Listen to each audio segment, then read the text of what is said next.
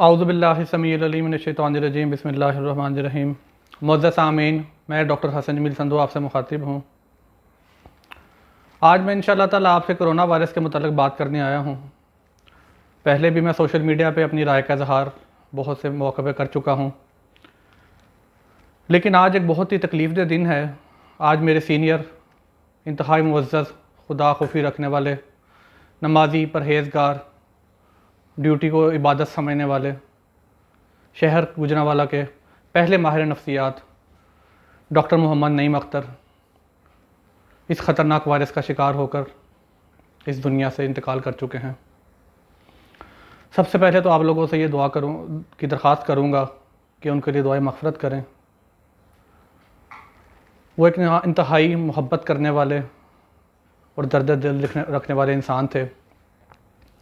हमेशा मरीज़ों के साथ शफ़क़त से पेश आते थे और उनकी खिदमत को इबादत समझते थे। कभी उनको गुस्से में नहीं देखा, हमेशा प्यार करते देखा। अल्लाह ताला से दुआ है कि अल्लाह ताला उनकी आखिरत की मंज़िलें आसान करे। और हदीस मुबारक में जैसे आता है कि जो शख्स भी वबा में वफ़ात पाएगा, अल्लाह ताला उसको शहीदों के साथ दर्जात उसके रखेंगे। और इंशाअल्लाह ताला डॉक्टर नईम अख्तर के साथ भी इंशाअल्लाह अल्लाह रब्बुल इज़्ज़त से दुआ है कि शहीदों का ही मामला किया जाए, उनके तमाम गुनाह माफ़ फरमा कर उनकी कब्र को जन्नत का बाग बना दे अल्लाह ताला, और जन्नत में उनके दर्जात बुलंद करे, आमीन। गुज़िश्ता कुछ दिनों से मैं पूरी कोशिश कर रहा हूँ कि अवामुन्नास में फैली गई जो अफवाहें हैं उसका तदारक कर सकूँ। बहुत से लोग अल्हम्दुलिल्लाह समझ चुके हैं मामले को, लेकिन मेरा दिल चाहा और कुछ दोस्तों के इसरार पर भी कि मैं वीडियो बनाकर आप लोगों को तमाम मामलात जो हैं आसान तरीके से बता सकूं। ये वायरस एक इंसान से दूसरे इंसान तक फैलता है। कम से कम 2 मीटर का फासला रखें दूसरे इंसानों से, क्योंकि इस वायरस के ज़्यादातर जो लोग हैं जो अफेक्ट होते हैं, इससे मुतासर होते हैं, उनमें ज़्यादातर अफराद में बहुत हल्की अलामात जैसे हल्का ज़ुकाम, हल्की सर दर्द, हल्का बुखार, थोड़ी सी गले में खराश, ऐसे अलामात आती हैं। बहुत कम लोग हैं कि जिनके अंदर अलामात की शिद्दत होती है, और सिर्फ 5 से 7% ऐसे लोग होते हैं कि जिनके अंदर अलामात इस हद तक शिद्दत इख्तियार कर जाती हैं कि कोई भी मेडिकल का इलाज उनको एक ख़ास हद तक बीमारी के बढ़ जाने के बावजूद उनको नहीं बचा पाता। ये वायरस हवा में भी मुअल्लक़ रहता है। एक इंसान की छींक से, एक खांसी से दूसरे इंसान तक फैलता है। मुतासरा इंसान से हाथ मिलाने से, गले मिलने से, उसके करीब बैठने से, उसकी इस्तेमाल करदा चीज़ों से फैल सकता है। लिहाजा एक वर्ड याद रखें, सोशल डिस्टेंसिंग। दूसरे अफराद से कम 6 फीट का फासला रखें। घर से जब भी बाहर किसी भी ज़रूरी काम के लिए जाएं तो लोगों से ये फासला जो है 6 फीट का कम से कम ये कायम रखें। मास्क हमेशा चेहरे पर रखें। लोगों के साथ गैर ज़रूरी मेल जोल से परहेज़ करें।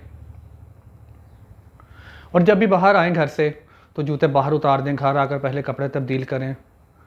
बेहतर है कि फ़ौरन नहा लें और दूसरे कपड़े पहन लें। अल्लाह हम सबको महफूज रखे। अब मैं दूसरी बातों की तरफ आता हूँ। आजकल हमारे इधर पाकिस्तान में और गुजरांवाला में ख़ास तौर पर अफवाहें फैली हुई हैं कि कोरोना वायरस का हकीकत में कोई वजूद नहीं है। सबसे पहली जो उसके बारे में ये कहा जाता है कि ये वैक्सीन का ड्रामा है। बिल गेट्स और दूसरी अमेरिकी जो बिजनेसमैन हैं वो वैक्सीन बनाकर इससे दौलत कमाना चाहते हैं। कोई ऐसी चिप वो डाल रहे हैं वैक्सीन के ज़रिए लोगों में कि जिससे ख़ास तौर पर मुसलमानों में, जब मैं पढ़ रहा था मैंने एक बहुत बड़ा आर्टिकल भी पढ़ा और पढ़ के मुझे तो खैर हंसी आ गई, लेकिन मैं आपसे शेयर करना चाहूँगा कि उसमें लिखा गया था बड़े वसूख के साथ कि मुसलमानों के अंदर जीनियाती तब्दीली कर दी जाएगी जिससे उनके अंदर से खौफ खुदा ख़त्म हो जाएगा। यकीनन ये एक मज़ाक़ खेज़ बात है जिस पर लोग ईमान लाए बैठे हैं। अल्लाह ताला हर इंसान को दीन फितरत पर पैदा करते हैं। ये उसके माँ बाप हैं जो उसको बाद में ईसाई, मजूसी, नसरानी या जो भी हैं बना देते हैं। ये अल्लाह के नबी की हदीस है, मैं अपने अल्फाज में नहीं बता रहा आपको। तो जिसके दिल में अल्लाह का खौफ है वो इंशाअल्लाह कायम रहेगा। हमें अल्लाह से ईमान की मजबूती की दुआ मांगते रहना चाहिए।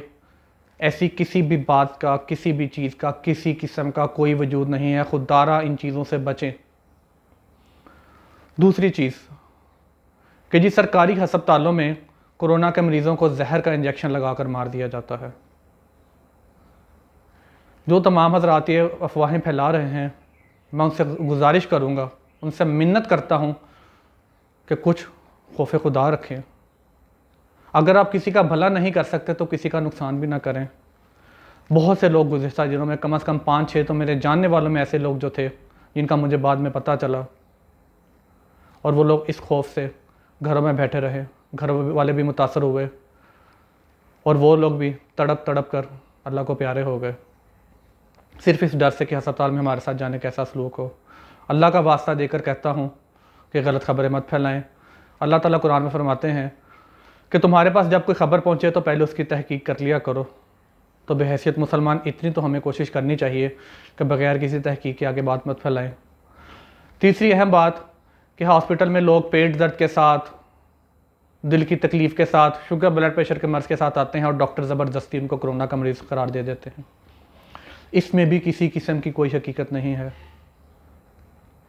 मैं 12 साल से गवर्नमेंट की नौकरी कर रहा हूँ और मेरी पूरी कोशिश यही होती है कि वहाँ पूरी मेहनत से, पूरी ईमानदारी से मरीज़ों का इलाज करूँ। मेरा कोई प्राइवेट क्लिनिक नहीं है, मैं कोई प्राइवेट जॉब नहीं करता, और मैं पूरी ईमानदारी से आपको बता रहा हूँ कि इस वक्त किस्म के वाक़यात में किसी किस्म की कोई हकीकत नहीं है। अवामुन्नास को चूँकि बहुत सी अलामात का पता नहीं होता, लेकिन डॉक्टर्स जो कि एक्सपर्ट हैं, और हमारी ट्रेनिंग्स भी की गई हैं ऑनलाइन भी, ख़ास तौर पर लेक्चर्स हम लोगों ने अटेंड किए हैं कई घंटों पे मुहित, जिसमें हमें बताया गया है कि कोरोना की क्या क्या अलामात हो सकती हैं, किन किन अलामात के साथ कोरोना का मरीज़ आपके पास आ सकता है। लेकिन अवामुन्नास को ये बातें नहीं पता होती, इसलिए वो लोग नासमझी में कुछ लोग जानबूझकर फसाद फैलाने की नीयत से ऐसी बातें करते हैं।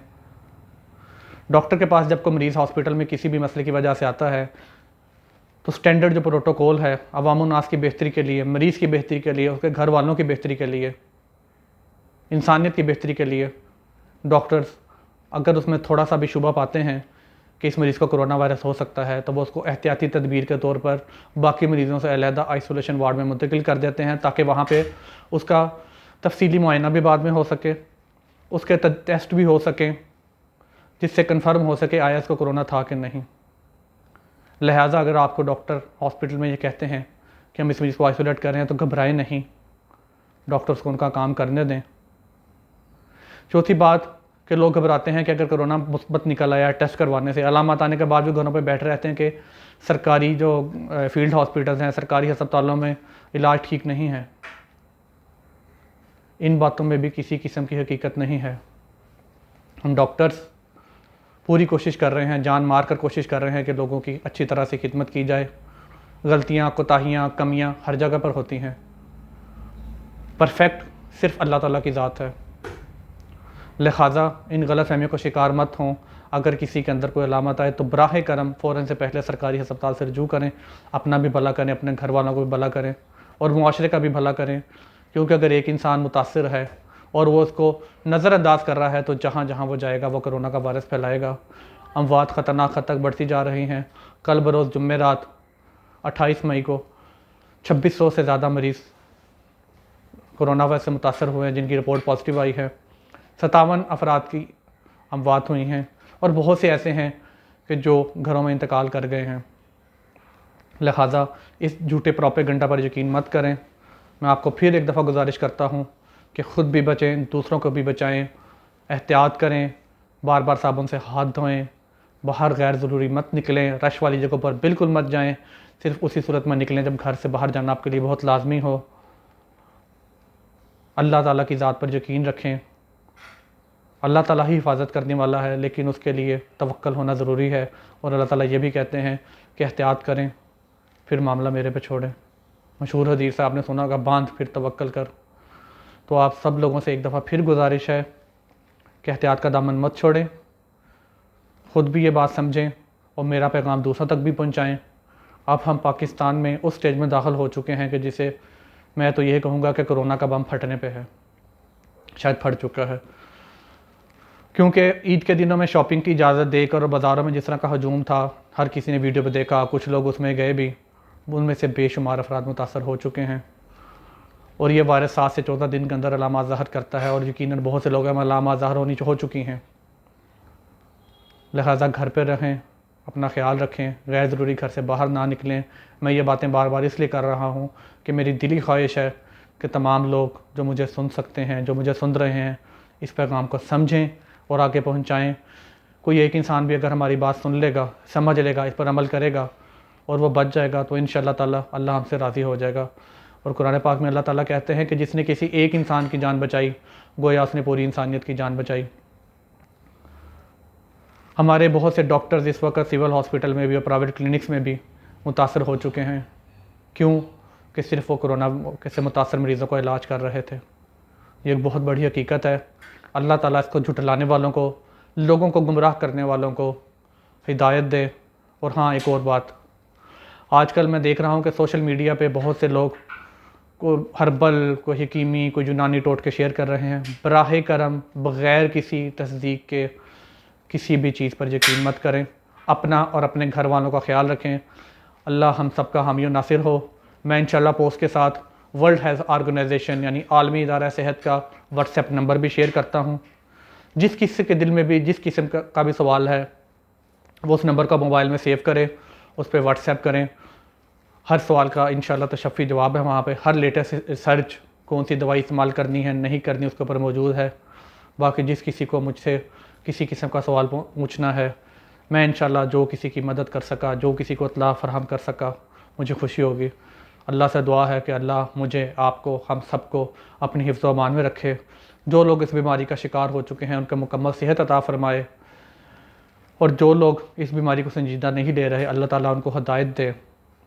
फसादियों को भी अल्लाह हदायत दे। और जो लोग इस दुनिया से इंतकाल कर गए हैं, ख़ुसूसन मेरे प्यारे भाई, मेरे दोस्त, एक नफीस इंसान डॉक्टर नईम अख्तर, अल्लाह उनकी मग़फ़िरत करे। अल्लाह सबका हामी और नासिर हो। आमीन या रब्बिल आलमीन। अस्सलामु अलैकुम व रहमतुल्लाहि व बरकातुहू।